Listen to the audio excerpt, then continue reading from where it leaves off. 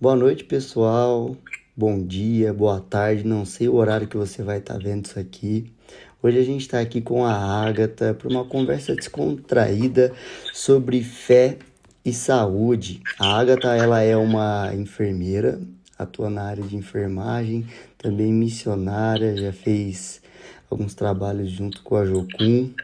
E hoje eu queria estar conversando com ela sobre essa questão da fé e saúde, da relação entre a fé e saúde, muito também sobre a fé e vocação, e a parte da primeira pergunta que eu já queria falar com ela sobre a fé e vocação. Agatha, como que você consegue conciliar e fazer um link da sua fé com o que você acredita hoje e com a sua profissão? Pode se apresentar para o pessoal antes. Oi, gente, tudo bem? Me chamo Agatha, tenho 22 anos. Eu comecei cedo nessa área por... Eu entrei, na verdade, mais por conta da minha família. Tanto a minha mãe quanto a minha avó estão na área da saúde há muitos anos, estão até hoje. E acabou sendo mais prático de eu ingressar trabalhando, né? E...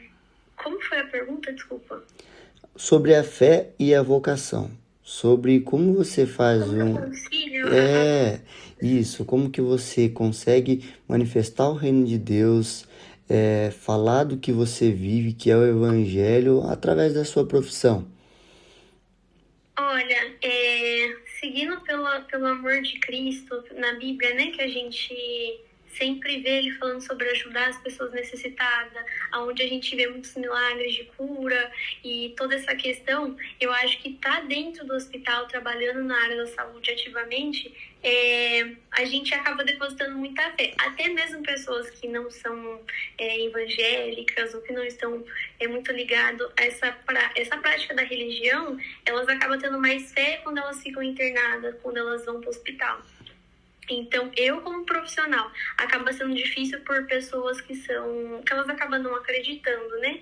Então, eu mesmo já fui muito testada na questão da fé dentro do meu trabalho por essa questão, onde eu não estava ligando apenas pelo que a gente via da situação do paciente, mas aonde eu levava fé. Então, tentar conciliar a minha fé, a minha crença com o meu trabalho, eu acho que para mim é algo prático. Eu tentar colocar em prática as coisas que estão na Bíblia, as coisas que Deus nos ensina.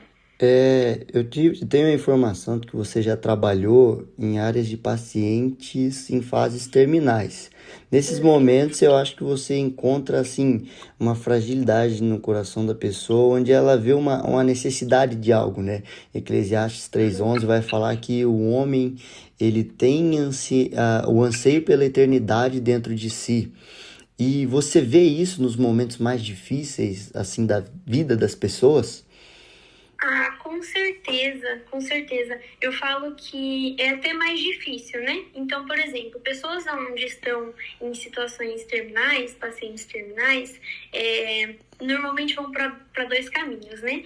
E um desses caminhos ou eles começam a ter mais fé, buscar mais a Deus, com a crença, com a fé de realmente ser curado. E já tem as pessoas que vão pro lado de tipo, como que Deus pode fazer, como Deus permite isso acontecer comigo. E até a família, principalmente a família, aonde olha para o paciente que está ali, olha para o familiar e fala assim, como que Deus permite essa pessoa passar por isso? Aonde que Deus está enquanto ela está nesse sofrimento?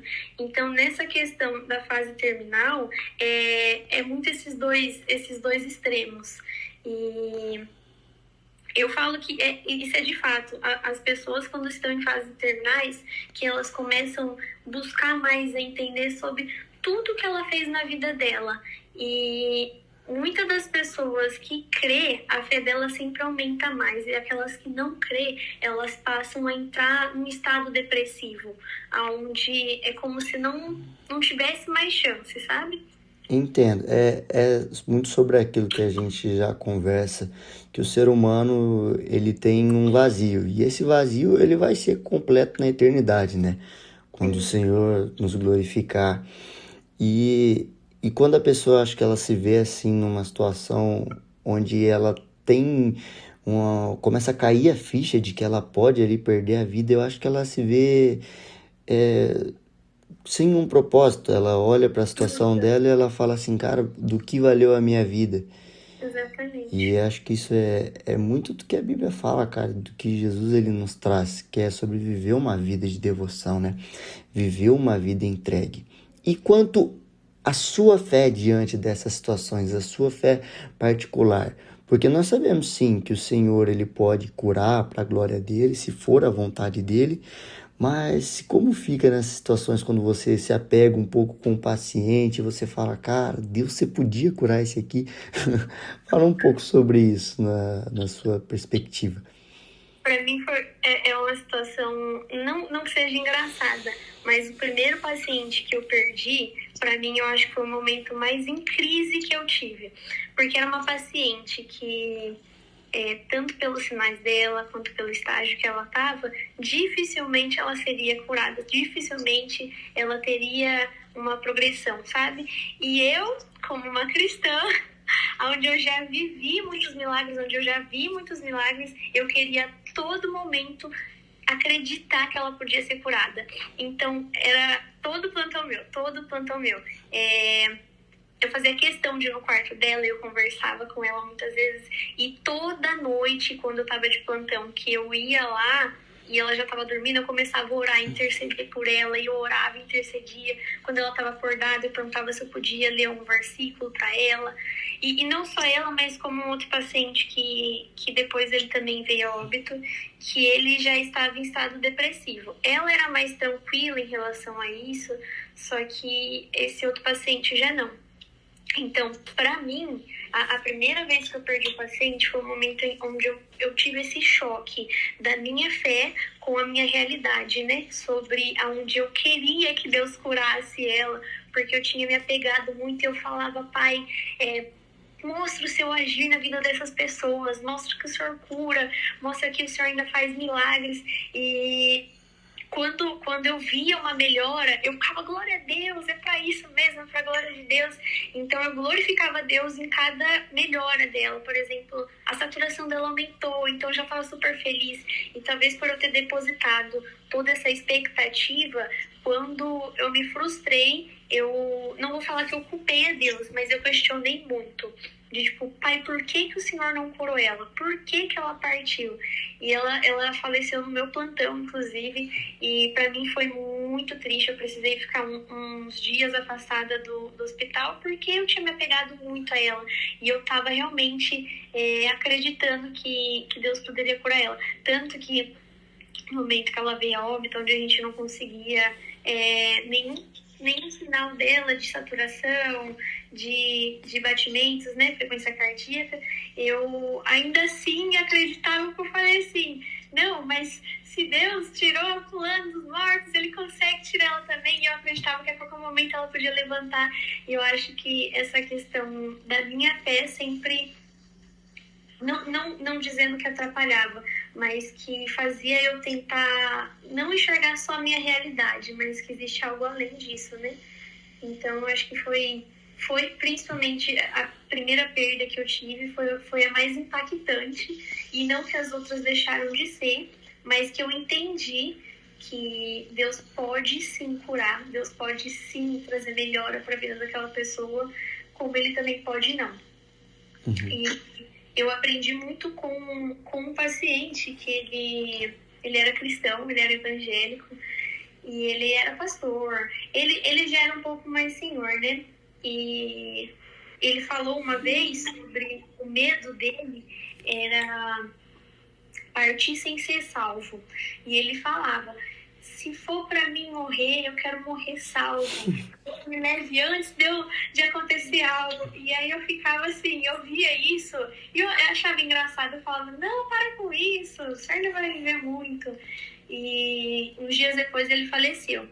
E Deus levou ele salvo, né? E toda a família dele ficou muito feliz, não com a partida dele, mas em saber que ele era uma pessoa que levava isso, né? Então, nessa questão da minha fé, nessa questão de ver pacientes em casos terminais, entender que, independente de tudo, é a vontade de Deus, foi um processo um pouco difícil para mim. Eu sempre tentava conversar com a minha mãe sobre isso, porque ela também é cristã e ela também tá na área da saúde. Eu sempre tentava conversar e falava: mãe, não, mas eu tô intercedendo, eu tô orando, eu tô ali.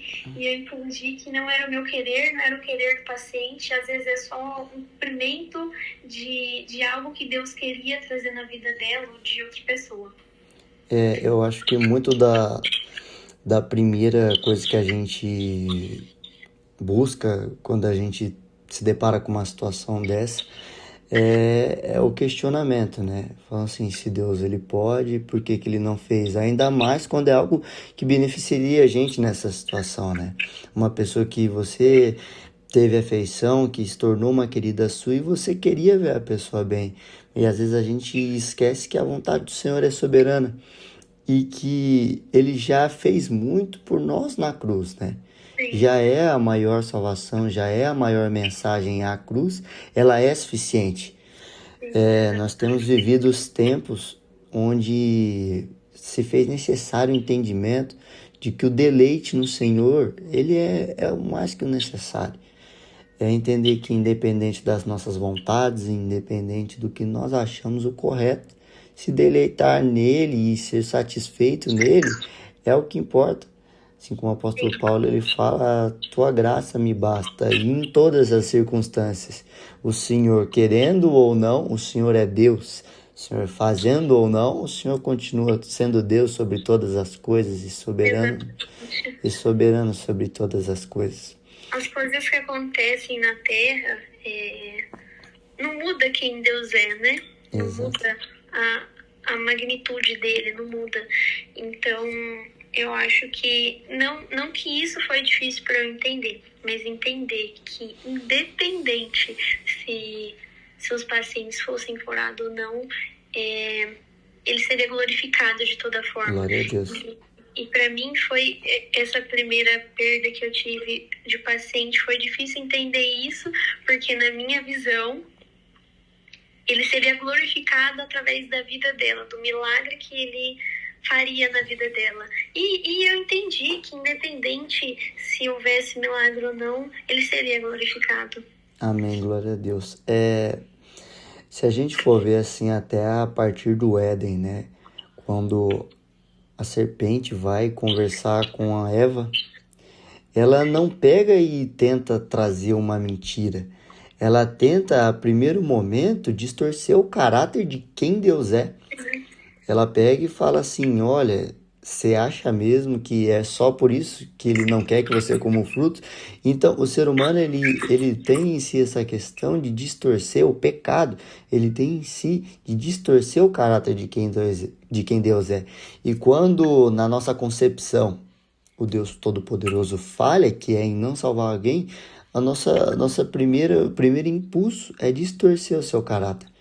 E é algo que nós temos que orar, que nós temos que buscar para que a gente entenda que nós não devemos buscar as bênçãos de Deus, e sim o Deus das bênçãos, né? Aquele que é sobre tudo e sobre todas as circunstâncias.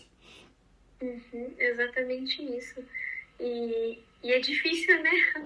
Com certeza. É difícil a gente tentar colocar Deus dentro de uma caixa onde a gente tem que colocar dentro dos nossos pensamentos de quem ele é ou o que ele é, e a gente nunca vai conseguir medir isso, a gente nunca vai conseguir fazer isso.